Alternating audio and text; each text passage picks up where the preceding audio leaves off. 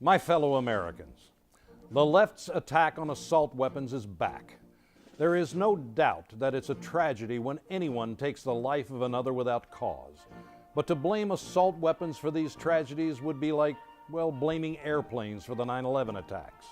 The problem lies with the perpetrator, not the tool used to commit the crime. The left is now screaming from the rooftops that there is no good reason for any American to own an assault weapon, that they're not good weapons for defense or for hunting. Frankly, they're missing the point. Take it from my philosophical guru and life coach, Ice-T. You know, the right to bear arms is because that's the last form of defense against tyranny. That's why fellow rapper Ice-T and I are in poppin' lockstep on gun control regardless of any East Coast, West Coast rap rivalry. Well, if the advice of a couple of aging rappers isn't enough for you, how about these reasons? Number one, the Constitution. The libs are already saying Chuck's off his meds again and he's back talking about that old outdated historical document, the Constitution. Doesn't he get it that it doesn't apply today? Sorry to break it to you, but as of right now, the Constitution is still the law of the land. And since we are a nation of laws, not men, we need to follow it carefully. Number two, the Second Amendment allows for assault weapons. The left argues that the Founding Fathers didn't even know what an assault weapon was. As usual, this argument's wrong again. To say that the Constitution limits the kinds of guns we can own would be like saying it also limits the kinds of religion people can practice. How would it be if some people thought you could practice Catholicism, but not Scientology? Our Founding Fathers wanted every citizen to be armed equal to the army in case of takeover by a tyrannical government. They wanted us to have protection from them.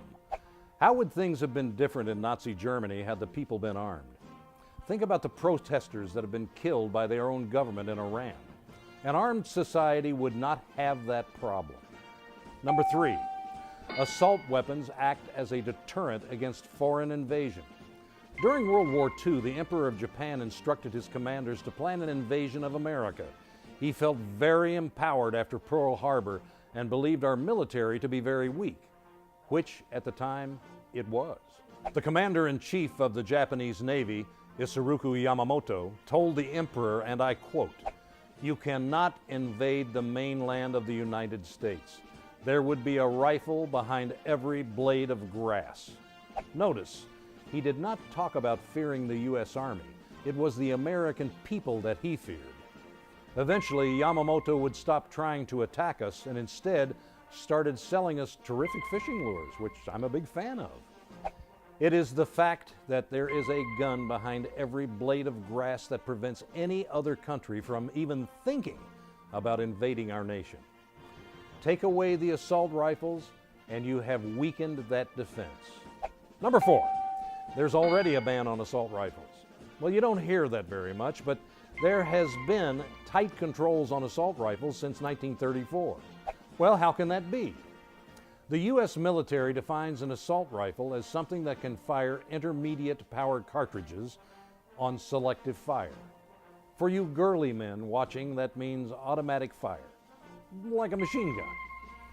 The left invented the term assault weapon to describe rifles that bear some similarity to real assault rifles, like this one. This way, they can make it against the law to own a gun that looks like an assault weapon. Really, is it against the law to look like something else? In that case, shouldn't Henry Waxman be arrested for resembling Ratatouille? Number five, handguns kill people too. Some nut jobs claim that assault weapons are too dangerous. Really? So you find a Glock 40 caliber is just to be a little dangerous? All guns are deadly in the wrong hands. And number six, we need the jobs.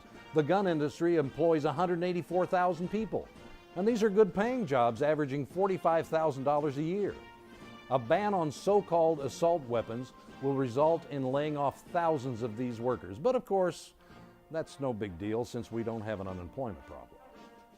Crazed criminals shooting up innocent people is a tragedy. But all the gun bans in the world will not stop them. criminals will always find the weapons they need to carry out their crimes.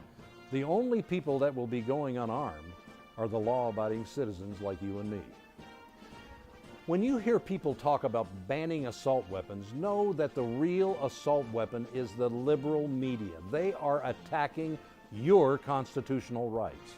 It's a slippery slope. First it will be assault weapons, then ammunition, then handguns, and on and on and on. I'm Chuck Woolery, trying to save the Constitution, one amendment at a time.